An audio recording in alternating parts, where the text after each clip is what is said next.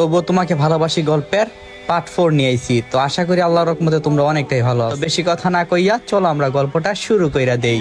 আমি খাটের উপরে শোয়া মারতই নীলা আসলো। নীলা বলল আমিও ঘুমাবো। আমি বললাম না, তুই আমার সাথে ঘুমাবি না। নীলা বলল কেন, এতক্ষণ তো সাথেই ছিলাম। আমি বললাম কি? নীলা বলল হ্যাঁ। আমি বললাম আল্লাহ, তুমি জানো আমার সাথে কি কি করছে। নীলা বলল এই চুপ শয়তান। আমি বললাম কেন, তুই তো আমার ইজ্জতে হাত দিস নাই। নীলা বলল ও আল্লাহ, এই ছেলে দেখছি মুখে কোনো কথাই আটকায় না। আমি বললাম কেন, আমি তো সত্যি কথাই বলছি। নীলা বলল তোর সব কিছু দেখে নিছি, আর কিছু বলবি তুই? আমি বললাম নীলা বলল কাদস কেন? আমি বললাম তুই আমার বউ না, যে তুই আমার বউয়ের সম্পদটা কেন নষ্ট করলি? নীলা বলল আল্লাহ, কিভাবে এই ছেলেকে বুঝাবো যে আমি ওর একটু শরীরে ধরি নাই। আমি বললাম চুপ, আমি দেখছি তুই আমার বুকের উপর মাথা রেখে ঘুমাইয়াছিলি। নীলা বলল কি, তুই আমাকে দেখে ফেলে দিছিলি খাট থেকে? আমি বললাম না না, তা না। নীলা বলল চুপ, আমি বুঝে ফেলছি।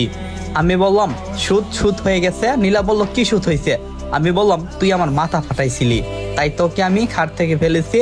নীলা বলল তুই সুস্থ না, এই জন্য তোকে মারলাম না, না হলে তোকে এমন মারতাম বাপের নাম ভুলাইয়া দিতাম। আমি বললাম হইছে, চাপা দিতে হবে না।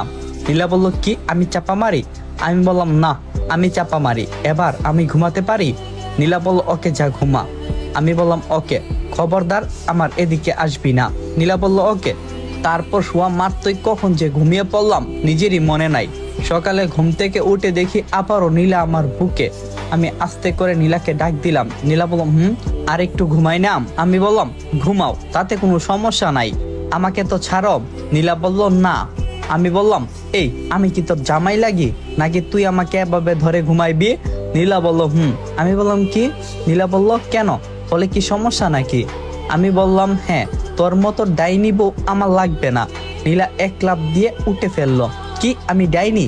আমি হি করে হাসলাম। আমি জানি এটা বললে তুই উঠে যাবি, এজন্যই বলছি। যা এবার ফ্রেশ হয়ে নে, কলেজে যেতে হবে। নীলা বলল এটা সুদ পরে নেব। বলেই নীলা ফ্রেশ হতে চলে গেল। বিশ্বাসই হই না নীলা এত তাড়াতাড়ি এতটা ভালো হয়ে যাবে, আমার সাথে এত ভালো ব্যবহার করবে। তারপর আমিও ফ্রেশ হয়ে সকালবেলা নাস্তাটা করে নিলাম। খাবার টেবিলে মাম্মি জিজ্ঞাসা করছিল কালকে কি হয়েছিল আর আমার মাথা কিভাবে ফাটলো। আমি নীলার দিকে তাকালাম, দেখলাম নীলার মুখটা লুকিয়ে গেছে, বই পেয়েছে অনেক।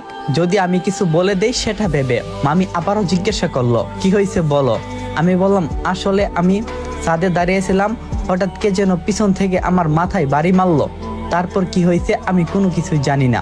জ্ঞান আসার পর দেখি আমি রুমে। মামি বলল কে মারছে, দেখতে পাওনি তাহলে? আমি বললাম না মামি, দেখতে পাইনি। ডাইনি হোক বা শাকসুন্নি, ধরে এমন কেলাইতাম সারা জীবন মনে রাখতো। তারপর আমি খাবার শেষ করে রুমে চলে আসলাম। নীলও দেখি আমার পিছন পিছন অজগরের মতো আসতে লাগলো। আমি জানি এই কালনাগিনী একটা বড় জ্বর তুলবে, তাই আমি আগে থেকেই জ্বরের মোকাবেলার জন্য প্রস্তুতি ছিলাম। আমি রুমে এসে বিছানায় শুয়ে পড়লাম। নীলা আসলো, এসে আমাকে বলল এই আমি ডাইনি আর শাকসুন্নি। আমি বললাম না, তুই তো রাজ এর বউ, ডাইনি হবি কেন? নীলা বলল এখানে রাজ আসলো কোথা থেকে? আমি বললাম কেন জানি, সত্যি বলতে আমার মুখে আটকাই না। নীলা বলল না, এটা সত্যি না, আমি তোকে বিয়ে করব। আমি বললাম আমি তোকে বিয়ে করব না। নীলা বলল কেন? আমি বললাম মিম আমাকে ভালোবাসে, আমি মিমকেই বিয়ে করব। নীলা বলল ও, তার মানে তুই আমাকে ভালোবাসিস না? আমি বললাম কেন, তুই তো রাজকে ভালোবাসিস, আমাকে তো না। দেখি নীলার মুখটা মলিন হয়ে গেল, মনে হচ্ছে কি যেন হারিয়ে ফেলছে। তারপর মামি ডাক শুনলাম। মামি বলল এই আবির আর নীলা কই তোরা, তাড়াতাড়ি আয়, দেখ কারা এসেছে। আমি আর নীলা নিচে গেলাম, গিয়ে তো আমরা দুজন পুরো অবাক। রুম থেকে বের হয়ে দেখি আব্বু আম্মু এসেছে। আমি বললাম কেমন আছো আব্বু, আর কেমন আছো আম্মু? আব্বু বলল ভালো আছি, তুমি কেমন আছো? নীলা আমি বললাম আব্বু তোমাদের আসতে কোনো সমস্যা হয়নি তো? আমার কথায় যেন তারা কোনো উত্তরই দিচ্ছে না। আম্মু যেন নীলাকে নিয়েই ব্যস্ত, আর সাথে আব্বুও। আম্মু বলল পড়ালেখা কেমন চলছে মামুনি? নীলা বলল জি ফুফি ভালো। আম্মু বলল ও, ভালো হলেই ভালো। মামি বলল ঠিক আছে, আপনারা ফ্রেশ হয়ে আসেন, আমি খাবার রেডি করছি। তারপর আম্মু আব্বু ফ্রেশ হতে চলে গেলাম। আমি মাথা যেন রেগে ফেটে যাচ্ছে, একটা প্রশ্নের উত্তর দিচ্ছে না। আমি কেমন আছি একবারও জিজ্ঞাসা করলো না। আমার মাথা যে ফেটে গেছে সেটার দিকে কারো কোনো নজর নেই। নীলা মনে হয় আমার রাগটা বুঝতে পারল। এখন আমার চোখে চোখ মেরে বলল, খুব হিংসে হই, আমার মতো হতে চাও? আমি বললাম, তোর মতো কখনো হব না আমি। বলেই চলে আসলাম সেখান থেকে। 30 মিনিট পর নীলা আমাকে ডেকে নিয়ে গেল।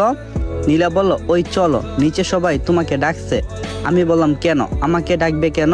তোকে নিয়েই তো সবাই ব্যস্ত। নীলা বলল, এত রাগ করলে হবে না, চলো, যেতে হবে বলছি, চলো। আমি বললাম, না, আমি যাব না, বলে দে। নীলা বলল, কি বললি, যাবি না? আরেকবার মাথায় বাড়ি দেব নাকি? আমি বললাম, না না বাবা, আমি যাচ্ছি। কারণ ও যে যেদি মেয়ে বললে তা করবে, আমি সেটা হাড়ে হাড়ে বুঝতে পারছিলাম। আর আরেকটা বাড়ি হেলে হয়তো আমি মরেই যাব। তাই ভয়ে নিচে গেলাম। আমি বললাম, আমাকে ডাকা হয়েছে? আব্বু বলল, হ্যাঁ। আমি বললাম, কেন? মামা বলল, তোমাকে ফাঁসিতে ঝুলানো হবে তাই। আমি বললাম, না, আমি এখন মরতে চাই না। আব্বু বলল, চুপ, তুই নাকি নীলাকে ভালোবাসস? আমি বললাম, কে বলছে? আব্বু বলল, তোর কাছে জিজ্ঞাসা করছি, বল। আমি বললাম, আমি ভালোবাসলে হবে কি, নীলা তো আর বাসে না। মামা বলল, বিয়ে করবে নীলাকে? আমি বললাম, কিভাবে? সেটা তো সম্ভব না। মামা বলল, তুমি করবে নাকি তাই বলো। আমি বললাম, হ্যাঁ। হ্যাঁ বলার সাথে সাথে নীলা আমাকে জড়িয়ে ধরে গালে একটা পাপ্পি দিল সবার সামনে। মামি বলল, এই নীলা, তোর কি লজ্জা শরম কোনো কিছুই নাই? সবার সামনে এভাবে পাপ্পি দেই নাকি? লজ্জায় আমার মুখটা লাল হয়ে গেছে। আর ও মেয়ে হয়ে কি করে পারলো এটা? মামা বলল, তাহলে তো হয়েই গেল।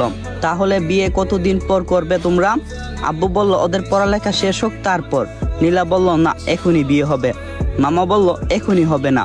নীলা বলল, বাবা, আমি চাই বিয়েটা 1-2 দিনের ভিতরেই হয়ে যাক। মামা বলল, কিন্তু? নীলা বলল, কোনো কিন্তু না আব্বু, আমি যা বলছি তা না হলে আমি বিয়ে করব না। আব্বু বলল, ঠিক আছে, কালকেই বিয়ে হবে। আমি বললাম, কিন্তু এত তাড়াতাড়ি কিভাবে বিয়ে হবে? কেন? আব্বু বলল, হবে, শুধু বিয়ে হবে না, তারপর আরো অনেক কিছুই হবে। আমি আর কোনো কিছুই বললাম না। তারপর দিন তারিখ ঠিক করা হলো, বিয়েটা হয়ে গেল। এখন আমি বাসর ঘরে যাওয়ার জন্য প্রস্তুতি নিতাছি, জানি না কিভাবে কি শুরু করব। অবশেষে বুকে সাহস রেখে বাসর ঘরে প্রবেশ করলাম। নীলা আমাকে দেখে বলল, ওয়েলকাম আবির সাহেব। আমি বললাম, এই, আমি তোমার স্বামী হই। কি করে নাম ধরে ডাকলাম। নীলা বলল, কেন, কে আমার স্বামী? আমি বললাম, আমি। নীলা বলল, তুই আমার স্বামী না, মাই ফুট। আর তুই এতটা বোকা আমি ভাবতে পারিনি। আমি বললাম, কেন, আমি কি করছি? নীলা বলল, তুই ভাবলি কিভাবে? আমি বাসিটি সবার সামনে চর খেয়ে অপমান হয়ে আর প্রতিশোধ নেব না তা কি করে হই? আমি বললাম, তুমি কি বলছো? আমি তো সবকিছু বুঝতে পারছি না। নীলা বলল, এই বিয়েটা করছি শুধু তোকে কষ্ট দেওয়ার জন্য।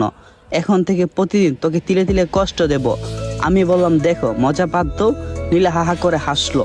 আমি কেন তোর সাথে মজা করতে যাব?